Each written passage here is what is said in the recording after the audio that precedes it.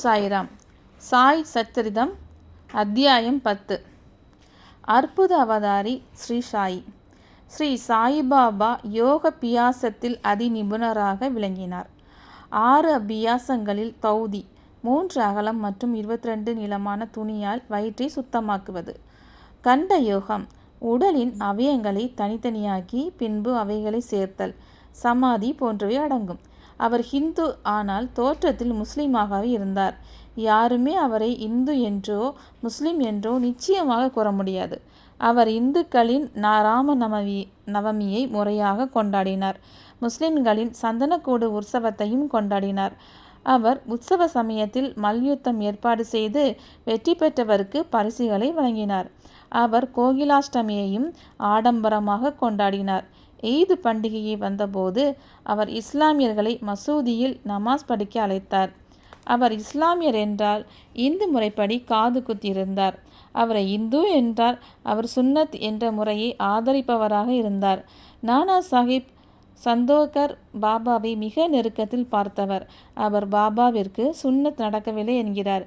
இது பி.வி. தேவினால் எழுதப்பட்ட சாயிலீலா என்ற பத்திரிகையில் பாபா முஸ்லிமா இந்துவா என்ற தலைப்பில் பக்கம் 562 கொடுக்கப்பட்டிருக்கிறது.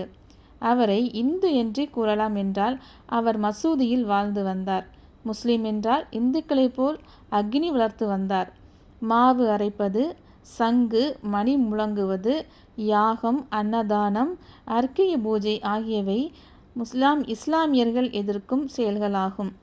அகம்பாவத்தையும் இந்திரியங்களையும் துறந்து கடவுளை சரணடையவர் கடவுளுடன் ஐக்கியமாக்கி விடுவான்.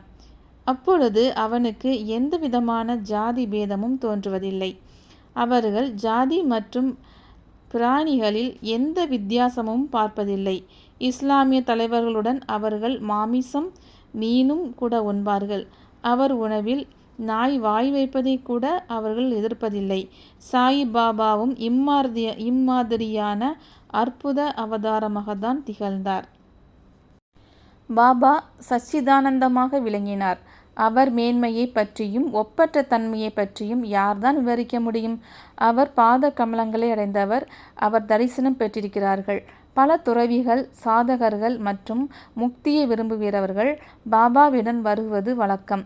பாபாவும் அவர்களுடன் போவார், வருவார், அவர்களுடன் அமர்வார், கலந்து பேசுவார். அல்லாஹ் மாலிக் என்ற வார்த்தையை அவர் நாக்கு உச்சரித்து கொண்டே இருக்கும். அவர் எப்பொழுதும் வேதாந்தத்தை போதித்து கொண்டிருப்பார். கடைசி வரை பாபா யார் என்ற கேள்விக்கு யாருக்குமே பதில் கிடைக்கவில்லை. ஞானவதரமாக இருந்தாலும் அவர் அஞ்ஞானியாக தோற்றமளித்தார். எந்த உபசாரமும் அவர் எதிர்பார்க்கவில்லை. இவைகள்தான் பாபாவின் தனித்தன்மைகள் ஆகும். மனித சரீரத்தில் இருந்தாலும் தெய்வீகம் அவரில் தெளிவாக தெரிந்தது. சீரடியில் இருந்த ஆண் பெண் அனைவரும் அவரை பரபிரம்மமாகவே நினைத்தனர். சாயி பாபாவின் அந்தரங்க பக்தரான மகள்சாபதி அவர் கூட மசூதியிலும் சாவடியிலும் உறங்குவார். அவரிடம் பாபா, நான் பாதர்டி என்ற இடத்தில் ஒரு பிராமண குலத்தில் பிறந்தேன். சிறு வயதிலேயே என் தாய் தந்தை என்னை ஒரு பக்ரியிடம் ஒப்படைத்து விட்டனர் என்றார். இவ்வாறு பேசிக்கொண்டிருக்கும் போதே பாதர்டியிலிருந்து வந்த பக்தர்களிடம் அக்கிராமத்து மக்களை பற்றி விசாரித்தார். ஸ்ரீமதி காசிபாய் கானேட்கர் பூனாவை சேர்ந்த ஒரு பிரசித்தி பெற்ற விதுஷி. சாயி லீலா பத்திரிகை பாகம் 2 1934 79ஆம் பக்கத்தில் 5வது அனுபவத்தில் பாபாவின் லீலைகளை கேட்டு நாங்கள் பிரம்மவாதி மையம் முறைக்கேற்ப விவாதித்து கொண்டிருந்தோம் என்று பிரகரித்திருந்தார். எங்கள் சர்ச்சைக்குரிய விஷயம் பாபா பிரம்மவாதியா, வாம வர்க்கத்தை சார்ந்தவரா என்பதாக இருந்தது. நான் சீரடி சென்றபோது இதை பற்றிய பல எண்ணங்கள் என் மனதில் எழுந்தன. நான் மசூதியின் படிகளில் ஏறியபோது பாபா எழுந்து வந்து என் முன்னால் நின்று தன் இதயத்தில் கையை வைத்துக்கொண்டு கோபித்துடன் என்னிடம், நான் பிராமணன், சுத்த பிராமணன், எனக்கு வாம மார்க்கத்தினால் என்ன பிரயோஜனம்? இங்கு எந்த முஸ்லீமும் நுழைய முடியாது என்றார். பிறகு தன் இதயத்தை காண்பித்து, இந்த பிராமணனால் லட்சம் மக்களுக்கு வழிகாட்ட முடியும். அவர்களுக்கு கிடைக்காத பொருட்களை கிடைக்க வைக்க முடியும். இது பிராமணனுடைய மசூதி. நான் இங்கு வாம மார்க்கியின் நிழல் கூட படவிட மாட்டேன் என்றார். ஸ்ரீ சாயிபாபாவின் குணம். சீரடியிலிருந்த எல்லா கோவில்களையும் பாபா புதுப்பித்தார். ஸ்ரீ தாத்யா பாட்டில் மூலம் சனி, கணபதி, சிவன், பார்வதி, கிராமத்து தேவதைகள் மற்றும் ஹனுமார் போன்ற கோவில்களை மராமத்து செய்வித்தார். அவர் செய்யும் தானமே விசித்திரமானது. காணிக்கையாக கிடைக்கும் பணத்தில் அவர் சிலருக்கு ரூபாய் 20, சிலருக்கு ரூபாய் 15, சிலருக்கு ரூபாய் 50 என்று தம் இஷ்டப்படி கொடுப்பது வழக்கம். பாபாவின் தரிசனத்தால் பக்தர்கள் பலனடைந்தனர். அங்கஹீனமானவர்களின் அங்கஹீனத்தை போக்கினார். அவர் பெயர் வெகு தூரம் வரை பரவியது. வெவ்வேறு இடங்களிலிருந்து யாத்ரீகர்கள் கூட்டம் கூட்டமாக வர ஆரம்பித்தனர். பாபா எப்பொழுதும் தூணியின் அருகிலேயே அமர்ந்திருப்பார். அங்கேயே ஓய்வும் எடுப்பார். அவர் எப்பொழுதாவது நீராடுவார். இல்லை என்றால் சமாதியில் ஈடுபட்டு விடுவார். ஒரு ஆரம்பத்தில் தலையில் ஒரு துணியும், இடுப்பில் ஒரு வேஷ்டியும், உடலில் ஒரு அங்கஸ்தரமும் அணிவது வழக்கம். வாழ்க்கையின் முதல் பாகத்தில் அவர் சிகிச்சையும் அளித்து வந்தார். அதிசயமான கண் சிகிச்சை. ஒரு பக்தரின் கண்கள் சிவந்து வீங்கியிருந்தன. அவன் பாபாவிடம் வந்தபோது பாபா ஒரு விதமான மரப்பசையை 2 உருண்டைகளாக உருட்டி அவன் 2 கண்களிலும் ஒட்டி வைத்து கட்டு போட்டார். அதன் மேல் தண்ணீர் தெளித்தார். அதன் பலனாக அவன் கண்கள் குணமடைந்தன. இதேபோல் பல நோயாளிகளுக்கும் சிகிச்சை செய்யப்பட்டது. பாபாவின் யோகபியாசம். பாபா யோகபியாசங்கள் எல்லாவற்றிலும் சிறந்து விளங்கினார். அதில் 2 பயிற்சிகள் கீழே கொடுக்கப்பட்டுள்ளன. 1. தௌதி கிரியை, குடலை சுத்திகரிக்கும் பயிற்சி. 3 நாட்களுக்கு ஒரு முறை பாபா மசூதியிலிருந்து தொலைவில் சென்று ஒரு ஆலமரத்தின் கீழ் தௌதி பயிற்சி மேற்கொள்வார். ஒரு முறை மக்கள் அவர் குடலை வெளியே எடுத்து நன்றாக துடைத்து மரத்தில் காய வைப்பதை பார்த்தனர். இதை கண்டவர்கள் இன்றும் சீரடியில் உள்ளவர்கள் அவர்கள் இதனை சோதனை செய்தும் பார்த்தார்கள். சாதாரண தௌதி அபியாசம் 3 அகலமும் 22.5 நீளமும் கொண்ட தீர துணியால் செய்யப்படும். இத்துணியை வாய் மூலம் வயிற்றில் கொண்டு சென்று அரை மணி நேரம் வைத்திருக்க வேண்டும். அப்பொழுதுதான் அதனால் பலன் ஏற்படும். அதற்கு பிறகு அதை வெளியில் எடுக்க வேண்டும். ஆனால் பாபாவின் தௌதி பயிற்சி விசித்திரமானதாகவும் அசாதாரணமானதாகவும் இருக்கும். கண்ட யோகம். ஒரு முறை பாபா தன் சரீரத்தின் உறுப்புகளை பிரித்து மசூதியில் பல இடங்களில் போட்டிருந்தார். திடீரென்று அன்று மசூதிக்கு வந்த ஒருவன் உறுப்புகளை அங்குமிங்கும் பார்த்து பயந்து விட்டான். அவன் முதலில் பாபாவை யாரோ கொலை செய்து விட்டதாக கிராம அதிகாரியிடம் தெரிவிக்க விரும்பினான். செய்தி அளிப்பவனை தான் முதலில் பிடிப்பார்கள் என்ற பயத்தில் மௌனமாக இருந்தான்.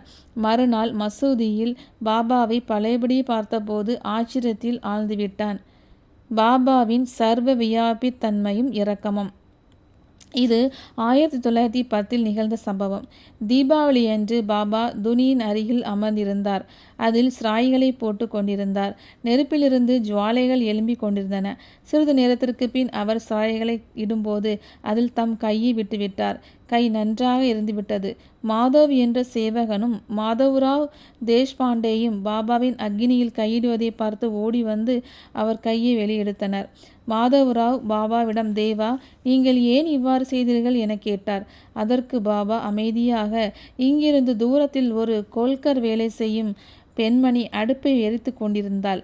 அவள் கணவன் அழைத்தவுடன் இடுப்பில் இருந்த குழந்தையை மறந்து அவனிடம் சென்றபோது குழந்தை நெருப்பில் விழுந்துவிட்டது. நான் நெருப்பில் கைவிட்டு குழந்தையை காப்பாற்றிவிட்டேன்.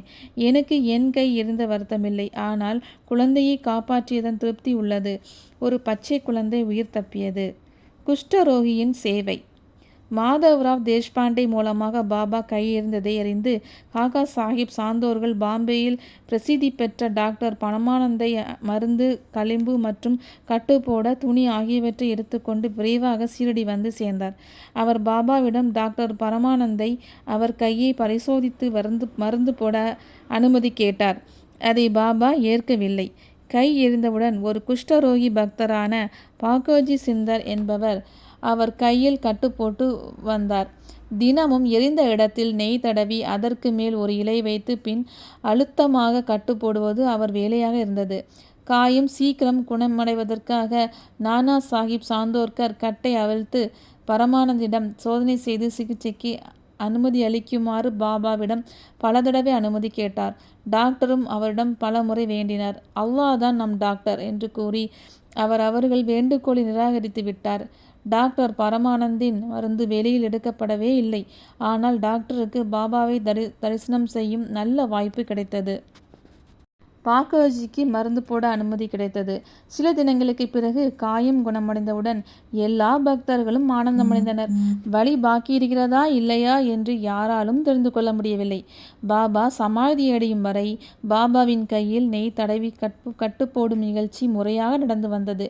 சாயிபாபா போன்ற மகான்களுக்கு வாழ்க்கையில் எந்த சிகிச்சையுமே தேவையில்லைதான்.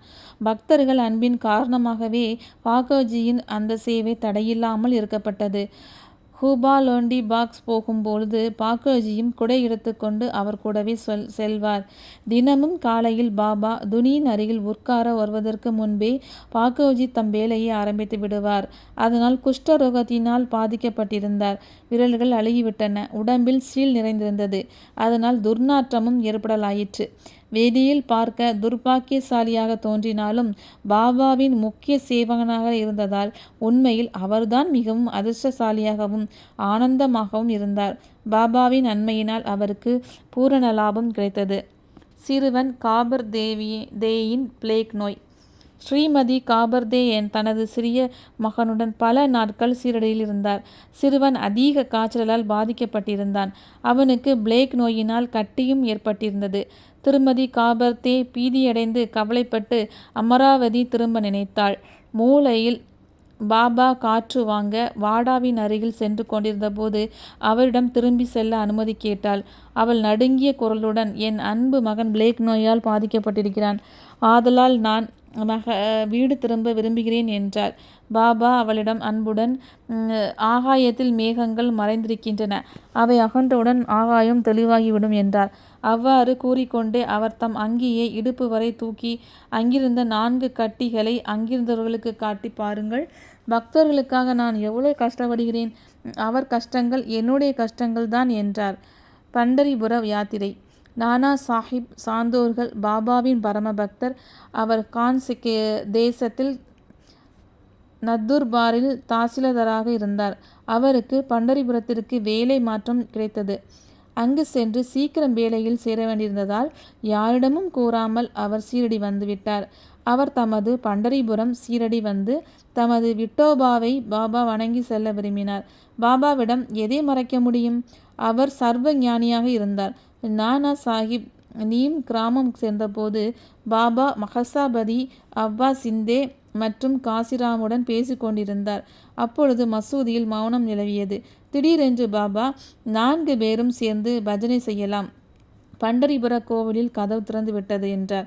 எல்லோரும் சேர்ந்து பாடினர். அந்த பாட்டின் பொருள், நான் பண்டரிபுரம் சென்று தங்க வேண்டும், ஏனென்றால் அதுதான் என் கடவுள் வசிக்குமிடம் என்றார்.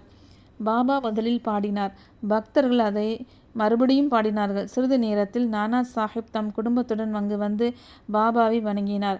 அவர் பாபாவை பண்டரிபுரம் வந்து தங்குமாறு வேண்டிக் கொண்டார். பக்தர்கள் நானா சாஹிப்பிடம், பாபா முதலிலேயே பண்டரிபுரத்தில் இருப்பது போலவே நினைக்கிறார் என்றார். அதை கேட்ட நானா சாஹிப் பக்தியால் நெகிழ்ந்து பாபாவின் பாத கமலங்களில் விழுந்தார். பாபாவின் அருள், விபூதி, ஆசி ஆகியவை பெற்றுக்கொண்டு பண்டரிபுரம் திரும்பினார். ஓம் சாய்ராம்.